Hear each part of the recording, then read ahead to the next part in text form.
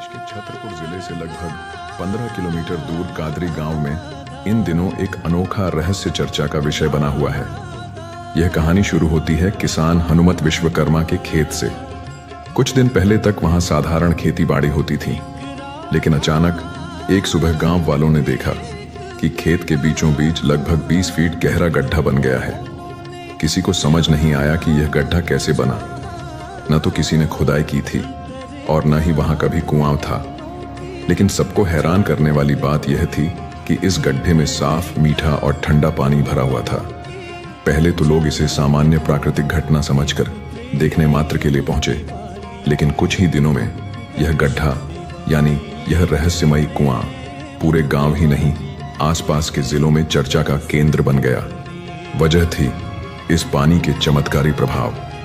गांव वालों ने बताया कि जब उन्होंने इस पानी को हाथ पांव पर लगाया तो उनके दर्द तुरंत कम हो गए। किसी को कमर दर्द से राहत मिली तो किसी को घुटनों का दर्द मिट गया। फिर लोगों ने इस पानी को पीना भी शुरू किया। तभी से चमत्कारी किस्से जुड़ने लगे। मलेहरा का एक व्यक्ति जो लंबे समय से लकवे से पीड़ित था और चल फिर नहीं सकता था, वह यहां आया। उसने इस कुएं का पानी पिया और थोड़े समय बाद वह चलने लगा। यह देखकर गांव वालों की आंखों पर विश्वास ही नहीं हुआ। इसके बाद तो मानो श्रद्धालुओं का तांता लग गया।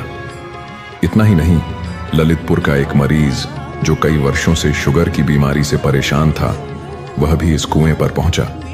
उसने आस्था के साथ पानी पिया और कुछ ही दिनों में उसकी शुगर की समस्या खत्म हो गई। इन घटनाओं के बाद लोगों ने कहना शुरू कर दिया कि यह पानी साधारण पानी नहीं बल्कि अमृत है। अब स्थिति यह है कि रोजाना सैकड़ों लोग इस कुएं पर पहुंचते हैं। कोई अपने बीमार रिश्तेदार को यहां ला रहा है, कोई दूर से पानी भरकर ले जा रहा है। कुएं के चारों ओर मेला जैसा माहौल बनने लगा है। श्रद्धालु यहां पर अर्जियां लगाते हैं, नारियल फोड़ते हैं और मां विंध्यवासिनी से मनौतियां मांगते हैं।